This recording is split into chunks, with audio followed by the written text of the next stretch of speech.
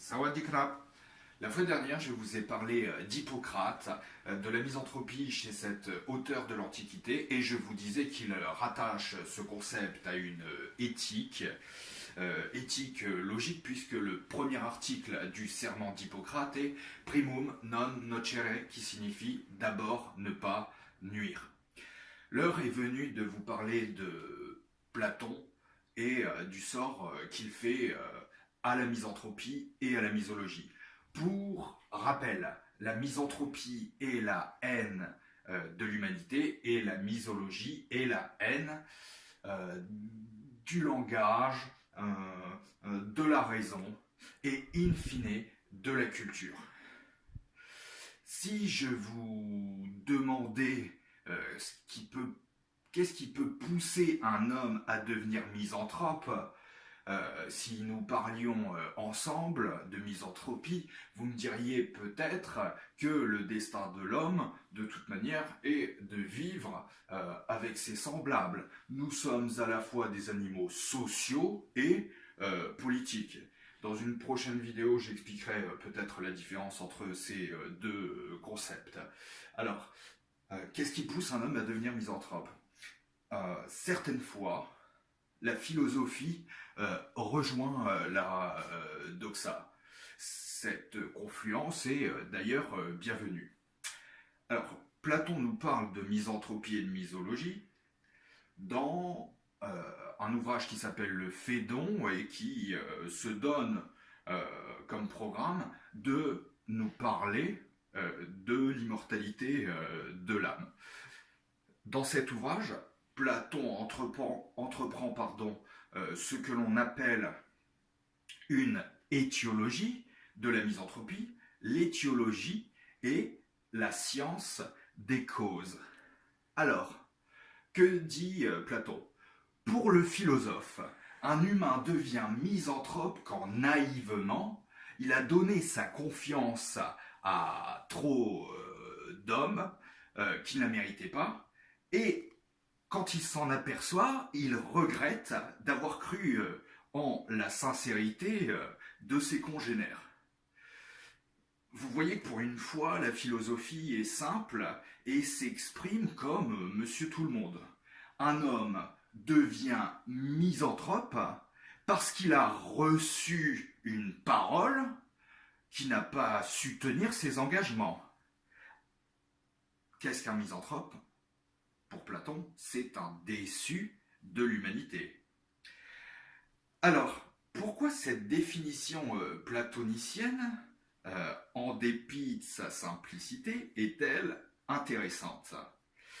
Parce que Platon lie expressément misologie et misanthropie.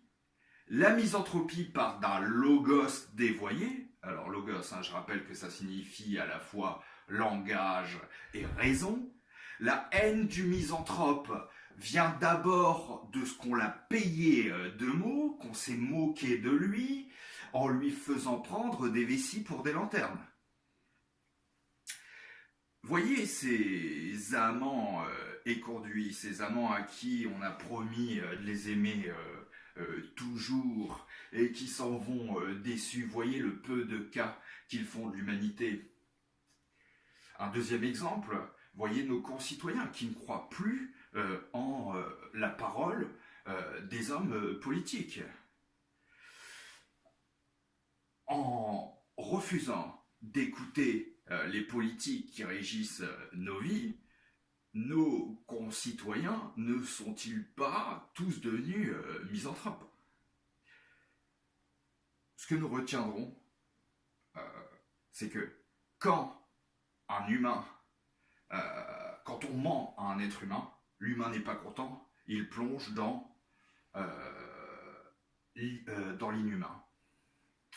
Je voudrais aussi vous faire prendre conscience de cette définition archi-problématique de la misologie. Le misologue, vous l'aurez compris, ne veut pas parler avec autrui parce qu'il n'a pas confiance dans l'autre. La misanthropie part d'un problème fiduciaire qui a à voir avec la confiance. Mais voyez les effets de la misologie au point de vue biologique. Si si les humains arrêtaient de se parler, l'humanité s'étendrait. Je ne connais pas de culture qui en vient à la consommation charnelle sans être passée d'abord par le logos. Il y a un deuxième problème philosophique. Comment le misanthrope peut-il se permettre d'universaliser quelques échantillons d'êtres humains qu'il a eu à porter?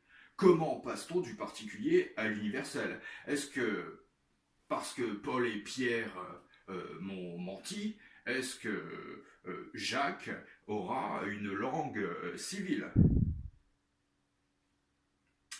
Mais il y a un problème encore plus important et qui concerne l'anthropologie culturelle.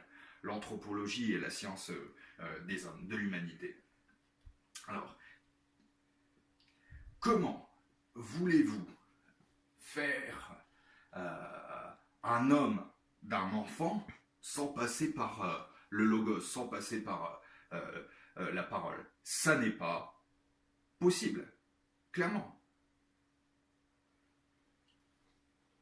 Si vous me suivez, vous voyez que le misologue, le misanthrope, a tendance à mettre tout le monde dans le même panier, à rejeter toutes les paroles, y compris les paroles intéressantes, les paroles du poète, du scientifique, du technicien. Si vous voulez, le misologue jette le bébé culturel avec l'eau du bain.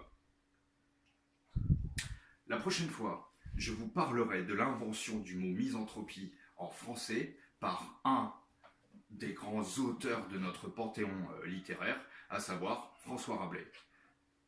Au revoir.